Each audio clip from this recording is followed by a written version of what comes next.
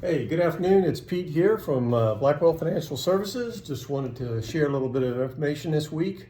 Let's talk about prioritizing things in our life. And the best way to do that is to make a list.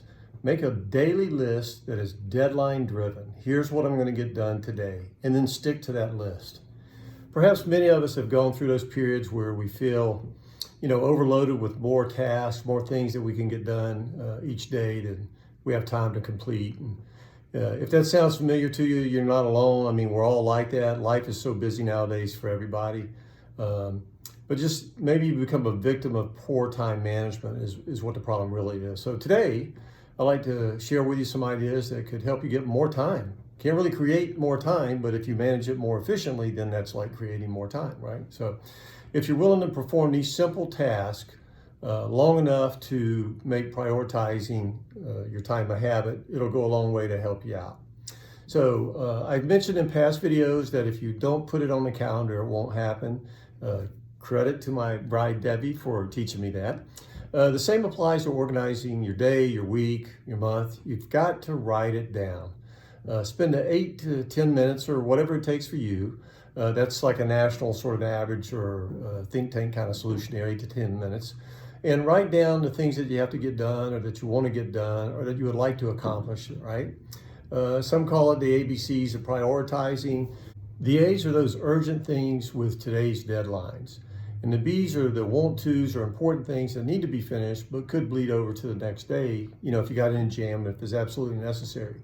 And C's are those things that were sort of a low interest that may or may not be become important later. So again, ABC, right? So my C file is round and sits on the floor next to my desk, right? However, some C items become B's and B's become A's and sometimes C's become A's. So you need to review them and move them up your list or if necessary, discard them and take them off the list altogether, right? So the next sort of piece of this puzzle is the enemy of time management, right? Or procrastination.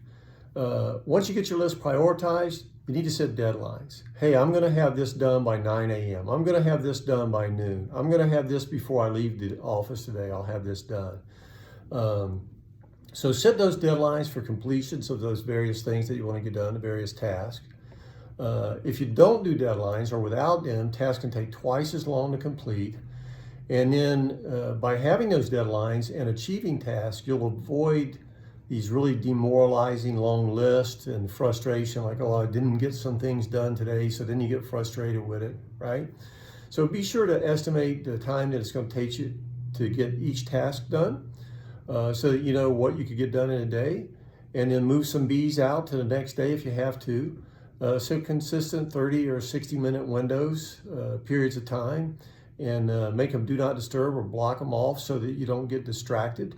Here in my office, we have on my counter things that I get done every day. And if the door is shut, Karen just waits until that period of time goes by before she comes and knocks on the door. Because I'm trying to get stuff done and stick with my schedule. So, by the way, one of my mentors used to say, eat the green frog first, right? Have you ever heard that? Eat the green frog first? In other words, with all things being equal, get the unpleasant task out of the way first, right? Okay, sort of last piece to the puzzle. If you notice a trend in these conversations that I reach out weekly with, is we have sort of an opening thing, and I try to have 3 good nuggets on how to deal with the topic, and then we have sort of a summary.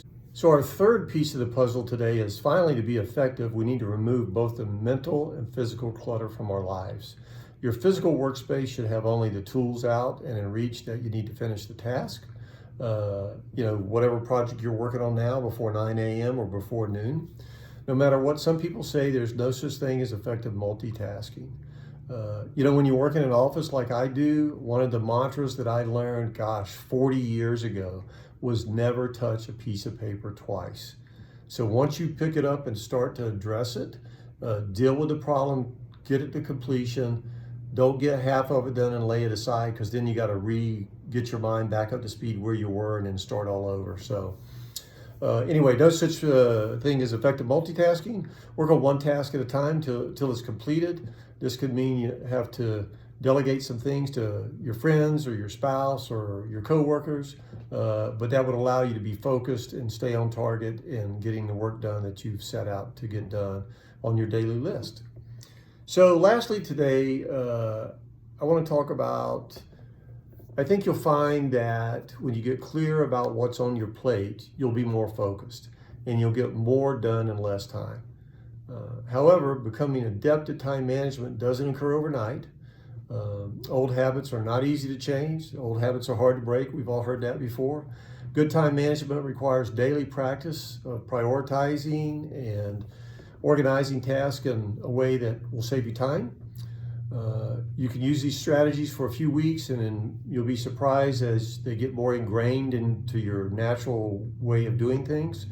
And you'll be so surprised how much time you actually save or how much time you create, right?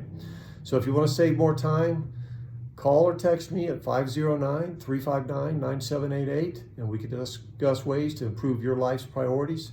Again, that's 509-359-9788 and you may be surprised on how you can save much more time. All right, have a great weekend.